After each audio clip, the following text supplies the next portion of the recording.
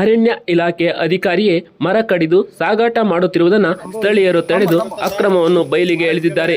ಸಾಗರ ತಾಲೂಕಿನ ಚನ್ನಶೆಟ್ಟಿಕೊಪ್ಪ ಗ್ರಾಮದ ಎಂಪಿಎಂ ಅರಣ್ಯ ಪ್ರದೇಶದಲ್ಲಿ ಅರಣ್ಯ ಇಲಾಖೆ ಅಧಿಕಾರಿ ದೀಪಕ್ ಸಿಂಗ್ ಅಕ್ರಮವಾಗಿ ಮರ ಕಡಿದು ಸಾಗಾಟ ಮಾಡುತ್ತಿರುವುದನ್ನು ಹೊಸೂರು ಗ್ರಾಮ ಪಂಚಾಯಿತಿ ಸದಸ್ಯ ಹರೀಶ್ ಗೌಡ ಬಯಲಿಗೆ ಎಳೆದಿದ್ದಾರೆ. ಎಂಪಿಎಂ ಅಧಿಕಾರಿ ಅನುಮತಿ ಇಲ್ಲದೆ ಅರಣ್ಯ ಇಲಾಖೆ ಅಧಿಕಾರಿ ಮರ ಕಟಾವು ಮಾಡಿದ್ದಾರೆ. ಗ್ರಾಮ ಪಂಚಾಯಿತಿ ಸದಸ್ಯ ಹರೀಶ್ ಗೌಡ ಸ್ಥಳ ಪರಿಶೀಲಿಸಿದಾಗ ಅರಣ್ಯ ಇಲಾಖೆ ಅಧಿಕಾರಿಯೇ ಭಾಗಿಯಾಗಿರುವುದು ಕಂಡುಬಂದಿದೆ.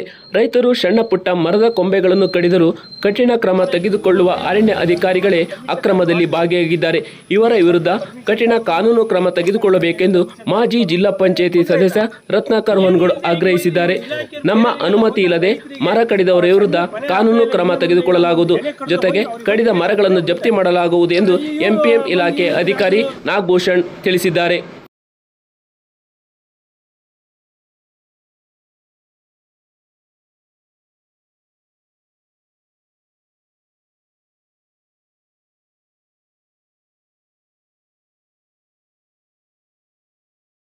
ಗಿಡ ನೆಟ್ಟಿದ್ರು.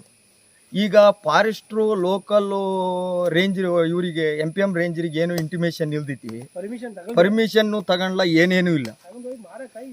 ತಗೊಂಡೋಗಿ ಎಲ್ಲ ಮಾರಕ್ಕಾಗಿ ಈಗಾಗಲೇ ಒಂದು 5-6 ಲೋಡ್ ತಗೊಂಡೋಗಿದ್ದಾರೆ. ನಾವು ನಿನ್ನೆ ಏನು ಇದು ಈ ಥರ ನಡೀತಾ ಇತ್ತಲ್ಲ ಅಂತ ಬಂದು ವಿಚಾರ ಮಾಡಿದಾಗ ಅವ್ರು ದೀಪಕ್ ಸಿಂಗ್ ಕರ್ಕೊಬಂದು ಇಲ್ಲಿ ಪಕ್ಕದು ಗಿಲಾಲ್ಗುಂಡಿ ಪಕ್ಕ ಪತ್ರೆ ಹೊಡೆದಾರನ್ನ ಕೊಯ್ಯಕ್ಕೆ ಅವರು ಇಲ್ಲಿ ಬಿಟ್ಟೋಗಿದ್ರು. ನಾನು ಅವಾಗ ಬಂದು ಕೇಳಿದಾಗ ಏನಪ್ಪ ಯಾರ ಹತ್ರ ಪರ್ಮಿಷನ್ ತಗೊಂಡ್ರೆ ಅವ್ರು ಕರ್ಸ್ರಪ್ಪ ಅಂದಾಗ ಇಲ್ಲ ಅವರು ಬರ್ತಾರಂತೆ ಅಂತೇಳಿ ನಿನ್ನೆ ಅವ್ರು ಹಾಗೆ ಹೋದ್ರು. ಆಮೇಲೆ ನಾವು MPM ರೇಂಜ್ರಿಗೆ ಸಂಬಂಧಪಟ್ಟವರು ಅವ್ರಿಗೆ ವಿಚಾರ ತಿಳಿಸಿದ್ದೀವಿ, ಸರ್ ಹಿಂಗಾಗಿದೆ ಅಂತೇಳಿ. ಇಲ್ಲ ನಮ್ಮ ವಾಚಾರ ಕಳಿಸ್ತೀನಿ, ಅದೇನು ಅಂತೇಳಿ ನಾನು ನೋಡ್ತೀನಿ ಅಂತ ನಿನ್ನೆ ಹೇಳಿದರು. ಇದುವರೆಗೂ ನಾವು ಬೆಳಿಗ್ಗೆ ಬಂದವರು ವಾಚಾರ ಬಂದು ನನ್ನ ಹತ್ರ ಹೇಳಿದರು, ಇಲ್ಲಪ್ಪ ನೀವು ದೀಪಕ್ ಸಿಂಗ್ ಕರೆಸ್ರಿ ಇಲ್ಲಿ ನೋಡೋಣ ಅದೇನು ಅಂತ ವಿಚಾರ ಮಾಡೋಣ. ರೈತರಿಗೆ ಅವರು ಭಾಳಷ್ಟು ತೊಂದರೆ ಕೊಡ್ತಾರೆ, ನಿಮಗೆ ಏನು ಇಲ್ಲದೆ ಹೇಳ್ದೆ ಕೇಳದೆ ಯಾಕೆ ಕಡ್ಕೊ ಹೋದ್ರು ಅನ್ನೋ ಪ್ರಶ್ನೆ ನಾವು ಕೇಳಿದ್ವಿ. ಇಷ್ಟೇ. 69 ಎಕರೆ, ಒಂದು 4ರಿಂದ 5 ಲೋಡ್ ಕಟಿಂಗ್ ಮಾಡಿದ್ದಾರೆ. ಅವ್ರ ಮರ ಹೋಗಿ ಇಲ್ಲಿ ಚನ್ನಶೆಟ್ಟಿಕೊಪ್ಪ ಗ್ರಾಮದಲ್ಲಿ ಸೋಷಿಯಲ್ ಫಾರೆಸ್ಟ್ ಅವರು ಒಂದು 70 ಎಕರೆ MPM ಸುಮಾರು ಒಂದು 93-94ರಿಂದ ಇದನ್ನ MPM ಗಿಡ ನೆಟ್ಟು ಬೆಳೆಸಿ ಬಂದಿದ್ದಾರೆ.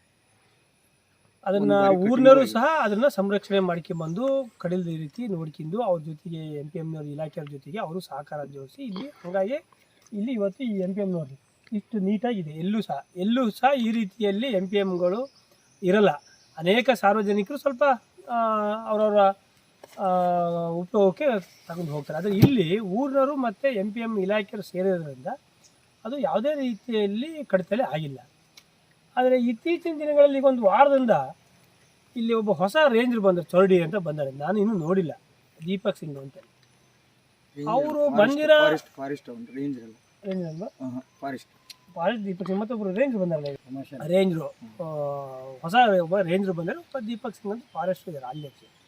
ಆದರೆ ರೇಂಜರು ಇಲ್ಲಿಗೂ ಬರ್ತಾರೆ, ಅವರೇ ನಮ್ಮ ಚೌಡಿ. ಆದರೆ ಅವ್ರು ಬಂದ ನಂತರ ಸಾಕಷ್ಟು ಜನ ರೈತರು ನಮ್ಮ ಹತ್ರ ದೂರುಗಳು ಹೇಳಿದ್ದಾರೆ ಅವ್ರ ಬಗ್ಗೆ.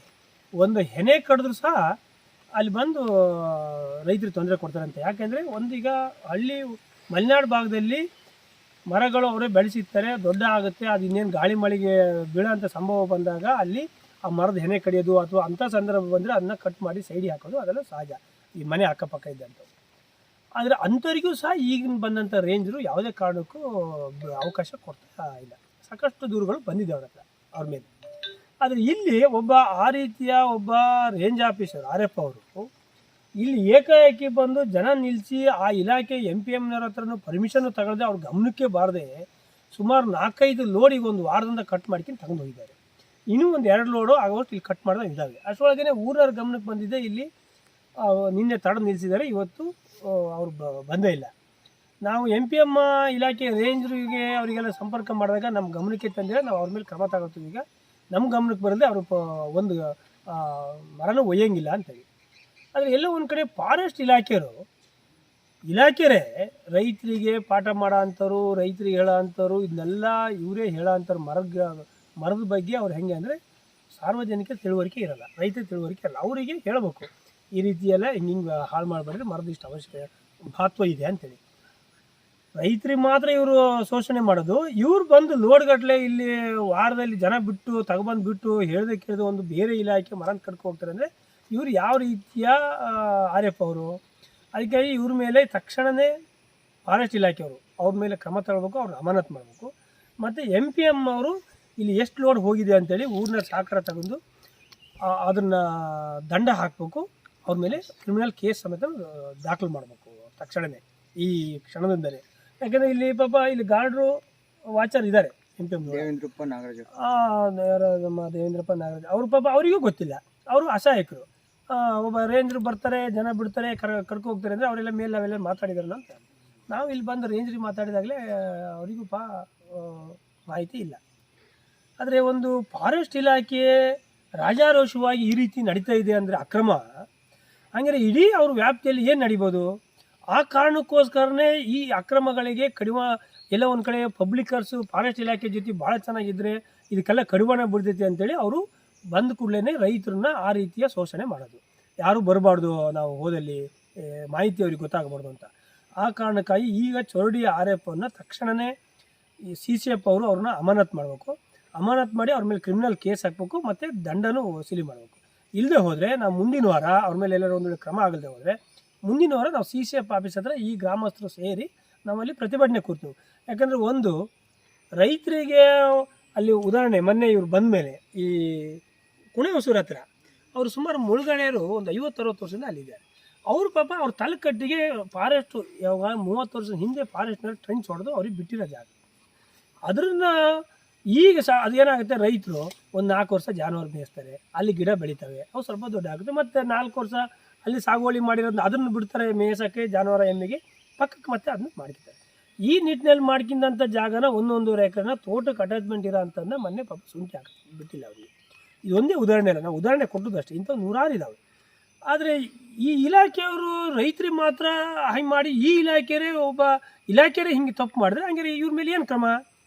ಅದಕ್ಕೋಸ್ಕರ ಇವ್ರ ಮೇಲೆ ಕ್ರಮ ಆಗಬೇಕು. ಕ್ರಮ ಆಗದೆ ಹೋದರೆ ನಾವು ಅನಿವಾರ್ಯ ಹೋರಾಟ ಮಾಡಬೇಕಾಗುತ್ತೆ. ಮತ್ತು ಇದಕ್ಕೆ ಎಷ್ಟು ಮರ ಕಡಿದಿದ್ದಾರೆ ಅದರ ಡಬಲ್ಲು ತಂದು ಇಲ್ಲಿ ಅವರು ಈ ಸಸಿ ನಡಬೇಕು. ಫಾರೆಸ್ಟ್ ಇಲಾಖೆಯವರು MPM ಖರ್ಚಲ್ಲ, ಇದೇ ಈ ಫಾರೆಸ್ಟ್ ಇಲಾಖೆ ರೇಂಜರ್ ಹತ್ರ ನಡೆಸ್ಬೇಕು. ಯಾಕೆಂದರೆ ಅವರು ನಾಳೆ ಬೆಳಿಗ್ಗೆ ಏನಾದರೂ ನಮಗೆ ಸುಳ್ಳು ಹೇಳ್ಬೋದು, ನಾವು ಅದಕ್ಕೊಯ್ದು ಇದಕ್ಕೊಯ್ದು ಅಂತ. ಇದರಲ್ಲಿ 100% ಅಕ್ರಮ ಐತಿ.